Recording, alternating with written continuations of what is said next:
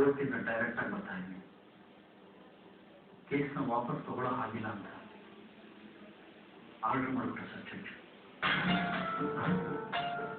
ಹೌದು sir, case ವಾಪಸ್ ತಗೊಳ್ಳೋಕ್ಕೆ ಯಾವುದು ಗ್ರೌಂಡ್ಸ್ ಇಲ್ಲ ಅಂತ ಗೌರ್ಮೆಂಟ್ ಅಪ್ಲಿಕೇಶನ್ ರಿಜೆಕ್ಟ್ ಮಾಡಿಬಿಟ್ಟಿದೆ ಸರ್. ಒಟ್ಟಾರೆ ನನ್ನ ಗ್ರಾಚಾರ ಸರಿ ಇಲ್ಲ. ಕೇಸ್ ಪೂರ್ತಿ ನಡೆದ್ರೆ ಇಲ್ಲ ಅಂತ ಏನು ಗೊತ್ತಿಲ್ಲ. ನೀವೇನು ಯೋಚನೆ ಮಾಡಬೇಡಿ. ನಾನು ಮುಂಬೈಯಿಂದ ಇಬ್ಬರು ಲಾಯರ್ಸ್ನ ಕರ್ಸಿದ್ದೆ, ಮಧು ವಾಧ್ವಾನಿ ಮತ್ತೆ ರಂಜನ್ ದೀಕ್ಷಿತ್. ಇಬ್ಬರು ಗ್ರೇಟ್ ಕ್ರಿಮಿನಲ್ ಲಾಯರ್ಸ್. ರಾಜು ಕೇಸ್ನ ಅವರು ಸಂಪೂರ್ಣವಾಗಿ ಸ್ಟಡಿ ಮಾಡಿದ್ದಾರೆ. ಅವ್ರ ಪ್ರಕಾರ ಈ ದೇಶಪಾಂಡೆ ಬಿಡುಗಡೆ ಅಷ್ಟು ಸುಲಭ ಅಲ್ಲ. ದೇಶಪಾಂಡೆ ವಿರುದ್ಧ ಬಂದಿರೋ ಎಲ್ಲಾ ಸಾಕ್ಷಿಗಳು ಸ್ಟ್ರಾಂಗ್ ಆಗಿವೆ. ಒಂದೇನು ಪಾಯಿಂಟ್ ಸುಳ್ಳು ಅಂತ CS ಪ್ರೂವ್ ಮಾಡಿದ್ದಾರೆ. ಅಂದ್ರೆ ಅವೆಲ್ಲ ವೀಕ್ ಪಾಯಿಂಟ್. ದೇಶಪಾಂಡೆ ಜೈಲಿಗೆ ಹೋಗೋದು ಗ್ಯಾರಂಟಿ. ನೀವೇನು ಭಯ ಪಡಬೇಡಿ. ಹಾಗಲ್ಲ ಸರ್.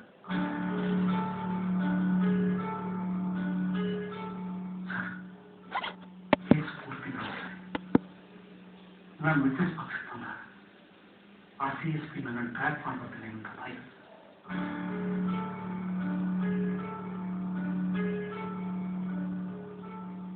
ನಾನು ಅಪಾರ್ಟ್ಮೆಂಟ್ ಶುರು ಮಾಡಿದಾಗ ಚಿತ್ತರಂಜನ್ ನನ್ನ ಹುಡುಗ ಎಲ್ಲರನ್ನು ಎತ್ತು ಕಟ್ಟಿ ಪ್ರತಿಭಟನೆ ಮಾಡ್ದ. ಲ್ಯಾಂಡು ನಮ್ದು ಅಂತ ಅವನು ಬಾವಿ ಬಿದ್ದು ಆತ್ಮಹತ್ಯೆ ಮಾಡ್ಬಿಟ್ಟ. ಅದರ ಪೋಸ್ಟ್ ಮಾರ್ಟಮ್ ರಿಪೋರ್ಟ್, FIR ಎಲ್ಲಾರನ್ನೂ ಫಿಕ್ಸಿಟ್ಕೊಂಡಿದ್ದಾನೆ ಸರ್. ಅದಕ್ಕೆ ನೀವೇ ಭಯ ಪಡಬೇಕು. ಅದನ್ನೆಲ್ಲ ನನ್ನ ಮುಖಕ್ಕೆ ರಾಜು ಮಾಡಿರ್ತಾರೆ.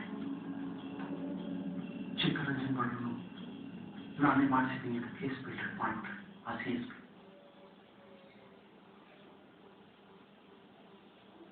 ಭಯ ಆಗುತ್ತೆ ಸರ್.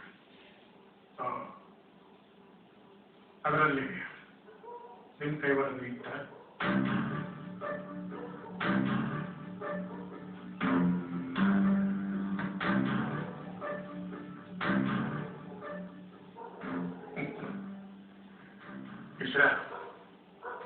ಭಯ ಪಡಬೇಡಿ. ನಾನು ಮುಖ್ಯಮಂತ್ರಿ ಆಗಿರೋವರೆಗೂ ನಿಮ್ಗೆ ಏನೂ ಆಗಲ್ಲ. ಹಾಗಲ್ಲ ಸರ್, ಕೇಸ್ ವಾಪಸ್ ತಗೊಳ್ಳೋ ಪರ್ಮಿಷನ್ ಕೊಟ್ಟಿದ್ರೆ ಚೆನ್ನಾಗಿತ್ತು. ನಾ ಸೇಫ್ ಆಗ್ತಾ ಇದ್ದೆ.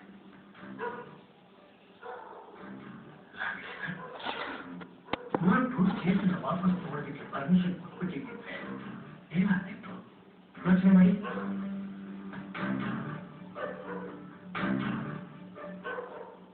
ದೇಶಪಾಂಡೆಯವರು ಬಿಡುಗಡೆ ಆಗ್ತಿತ್ತು. ಆಗ ನಾವೇ ಮತ್ತೆ ಅವರನ್ನ ಆಯೋಗದ ಅಧ್ಯಕ್ಷನಾಗಿ ಮಾಡಬೇಕಾಗ್ತಿತ್ತು. ಸಿಕ್ಕಾಕೊಳ್ತಾ ಇದ್ದೀವಿ. ಒಂದರ ಕೋರ್ಟು ಪರ್ಮಿಷನ್ ಕೊಡದೇ ಇದ್ದಿದ್ದೆ ಒಳ್ಳೇದಾಯ್ತು. ಮುಂದೆ ಬರೋ ಸಾಕ್ಷಿಗಳು CSPಗೆ ಹೇಗೆ ಉತ್ತರ ಕೊಡಬೇಕು ಅಂತ ಮಧು ವಾಧ್ವಾನಿ ಅವರು ಇಲ್ಲೇ ಇದ್ದುಕೊಂಡು ಅವರಿಗೆ ಟ್ರೈನಿಂಗ್ ಕೊಡ್ತಾರೆ. ಮಧು ವಾಧ್ವಾನಿ ಬಹಳ ಚಾಲಾಕ್ಯ. ದೇಶಪಾಂಡೆ ಜೈಲು ಹೋಗೋದು ಗ್ಯಾರಂಟಿ.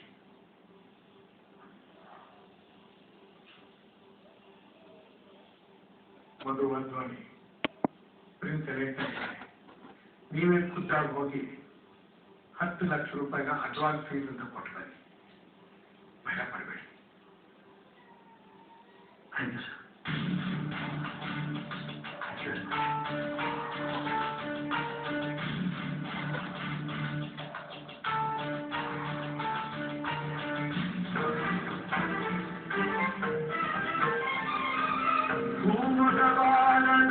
ಹಿರಿಯುವ